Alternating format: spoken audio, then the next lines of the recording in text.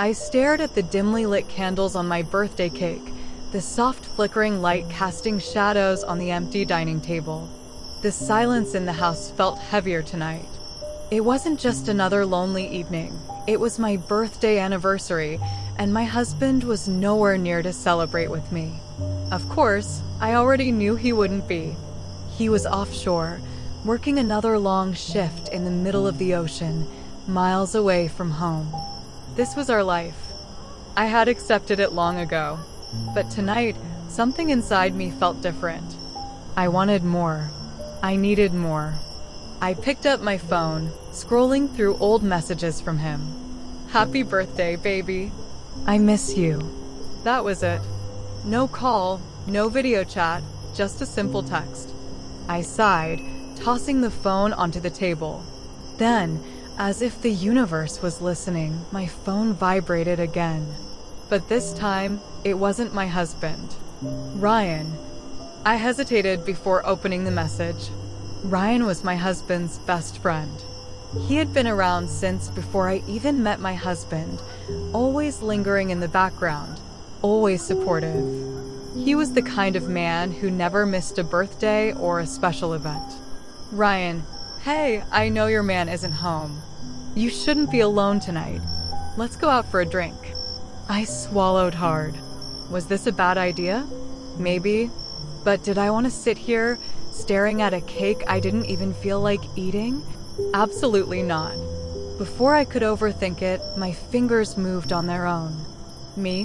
Where?" His reply was instant. "Ryan, my place. I'll make dinner. Just come over." A deep shiver ran down my spine. Something about this felt dangerous. But wasn't that part of the appeal? I stood up, grabbed my coat, and walked out the door. Tonight, I wouldn't be alone. I pulled into Ryan's driveway, my fingers gripping the steering wheel a little too tightly.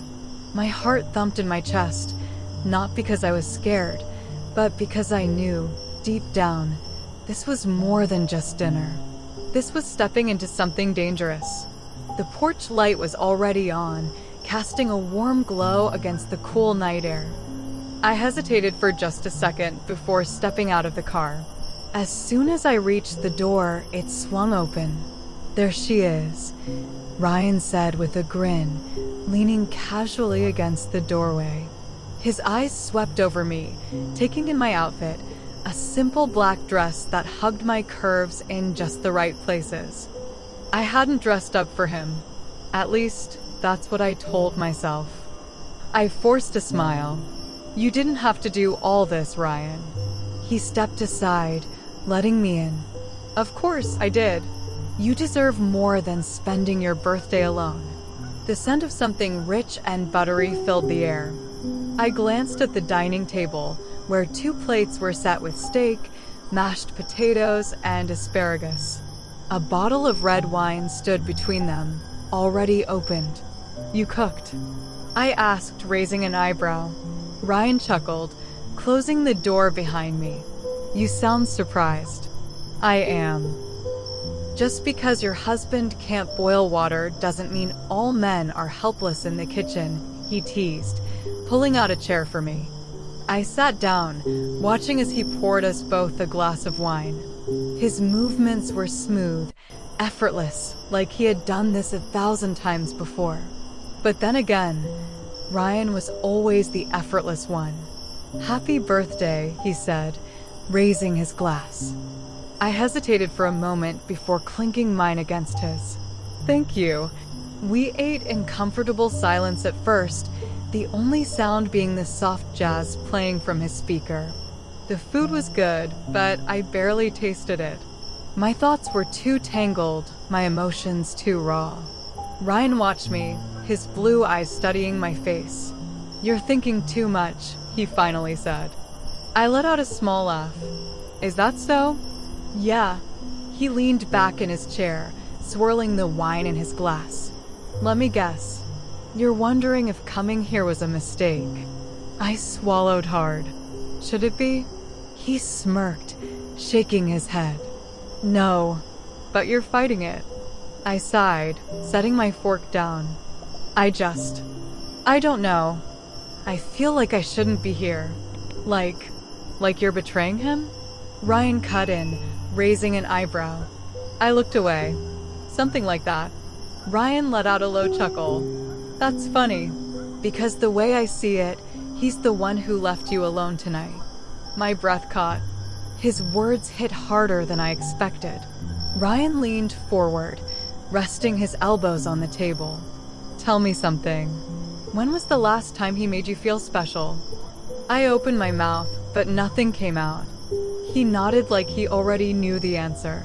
Exactly. A thick tension filled the air between us. I looked at him, really looked at him, and for the first time, I allowed myself to acknowledge what had always been there. The way his eyes lingered on me. The way he always found a reason to be around. The way he made me feel seen. Ryan reached across the table, his fingers brushing against mine. A spark shot up my arm, so strong I nearly pulled away. Tell me to stop, he murmured, his voice barely above a whisper. I couldn't. My breathing grew shallow, my skin tingling where he touched me. My body knew what it wanted, but my mind was still screaming at me to walk away. But I didn't. I just sat there, caught in the moment, caught in his gaze. And then he did something I wasn't expecting. He leaned in, his lips hovering just inches from mine. You deserve more than this, he whispered. A shiver ran down my spine. I had a choice to make, and I knew, deep down, that no matter what I told myself, I had already made it. Moments like these make life unpredictable. If you want more thrilling and dramatic stories, don't forget to like and subscribe for more. I should have pulled away. I should have said something, anything, to stop what was happening. But I didn't. Ryan's breath was warm against my skin, his lips so close I could almost taste the wine on them. My heart pounded, a deep, rhythmic thud against my ribs as I sat frozen in place. I knew I was teetering on the edge of something I could never take back. And yet, when his hand moved to my cheek, his thumb tracing a slow, deliberate path along my skin, I didn't stop him. I've wanted to do this for a long time, he murmured, his voice rough with something dark and unspoken. I swallowed hard. Ryan, tell me to stop, he whispered again, just like before. I couldn't. Instead, I tilted my chin up ever so slightly, closing the distance between us. The moment our lips met, something inside me shattered.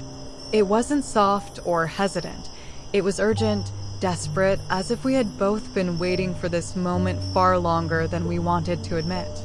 His hands found my waist, pulling me out of my chair and onto his lap. I gasped against his mouth, my hands clutching at his shoulders as his fingers dug into my hips. Every inch of me burned where he touched, and I realized, with a sinking feeling, that there was no going back.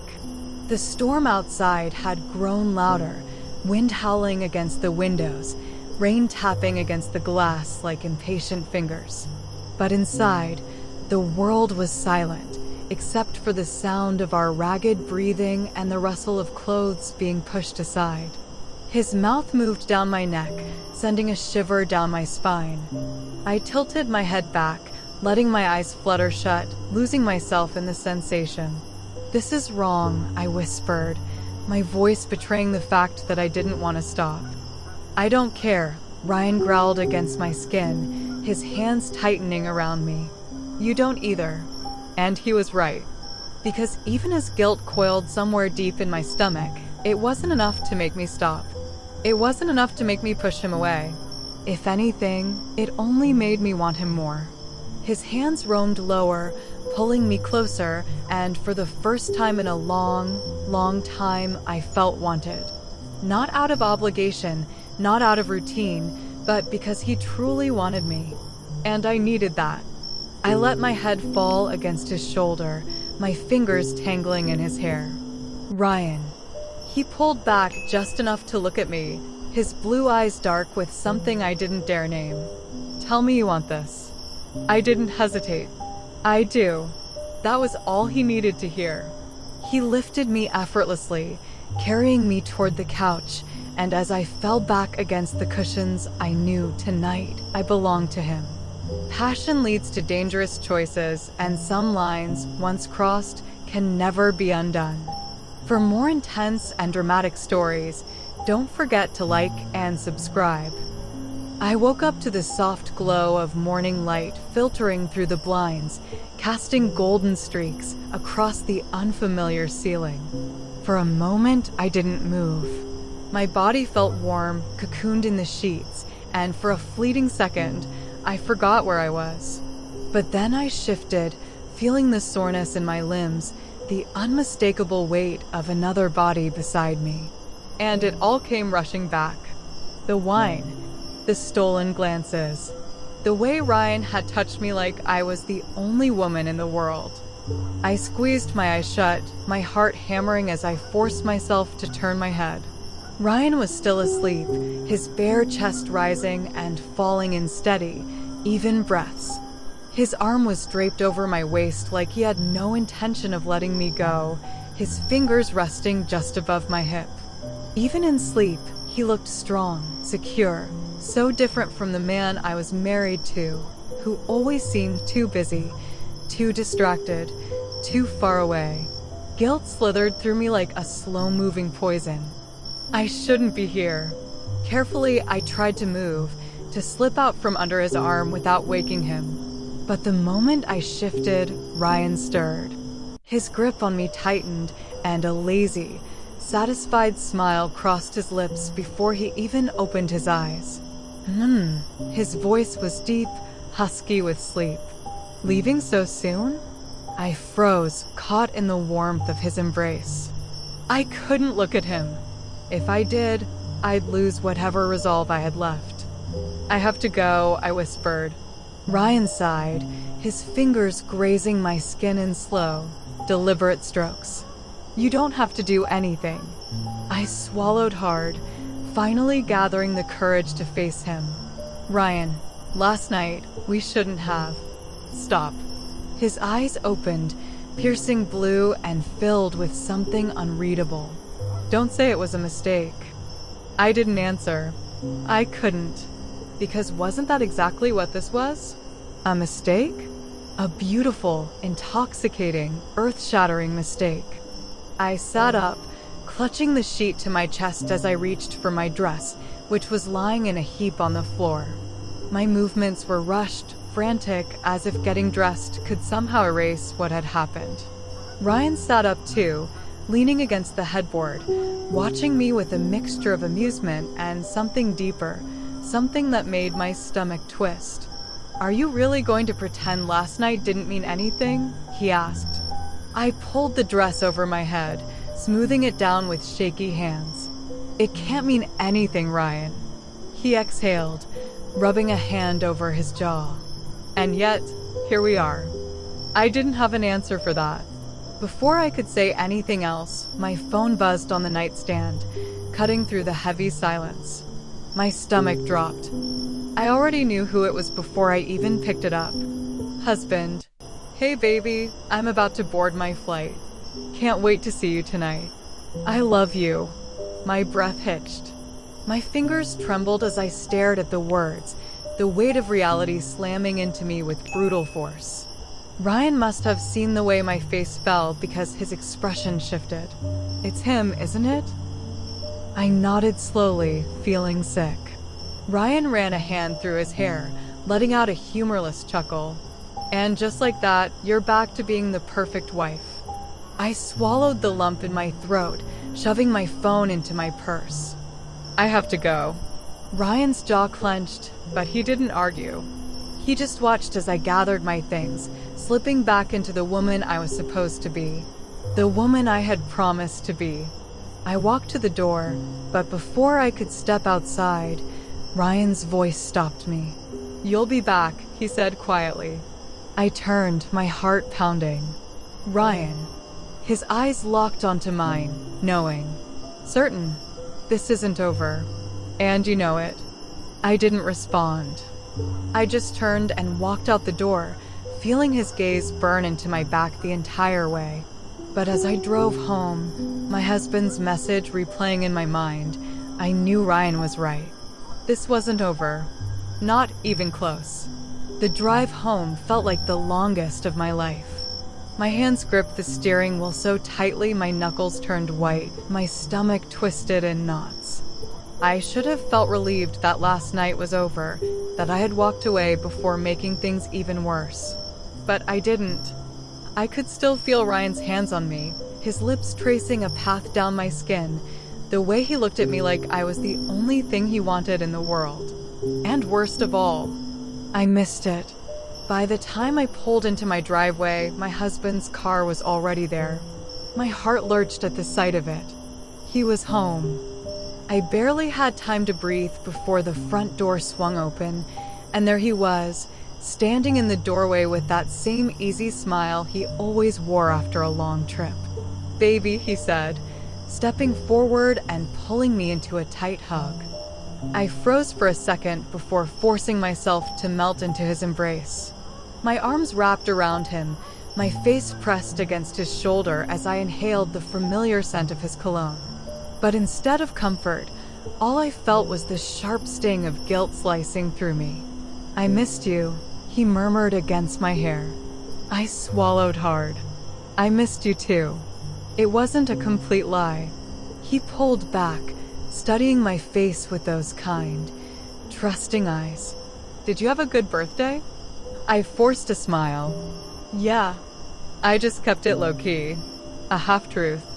He cupped my cheek, his thumb brushing over my skin. "I hate that I wasn't here for it, but I have something to make up for it." He stepped back and pulled something out of his pocket. A small, velvet box. My breath hitched as he flipped it open, revealing a delicate gold bracelet with a tiny heart charm. "I know it's not much," he said, rubbing the back of his neck, "but I saw it and thought of you." Something inside me cracked. My husband wasn't a bad man. He wasn't cruel or neglectful. He loved me, and I had betrayed him. Tears pricked my eyes as I reached out, running my fingers over the bracelet. "It's beautiful." He smiled, clearly pleased. "Here, let me put it on you." As he fastened it around my wrist, I felt the weight of it settle over my skin, as if it were shackling me to the life I had just shattered. I wasn't the woman he thought I was. I wasn't the faithful, devoted wife he believed in. I was a liar, and I had no idea how to live with that. The rest of the day passed in a blur. My husband was happy to be home, telling me all about his offshore job, the people he worked with, the long nights and early mornings. I nodded along, pretending to listen, pretending to be the same woman I had always been. But I wasn't. I was changed.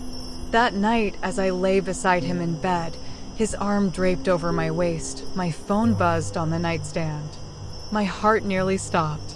Carefully, I turned my body just enough to reach for it, making sure my husband was still asleep. My hands trembled as I opened the message. "Ryan, thinking about you. You know where to find me." A sharp inhale left my lips. My pulse pounded. I should have deleted the message. I should have blocked his number. I should have ended it right then and there. But instead, I just stared at the screen, my mind filled with images of last night. The way he touched me, the way he made me feel. The fire that still burned in my veins. And for the first time, I realized the terrifying truth. This wasn't just a one-time mistake.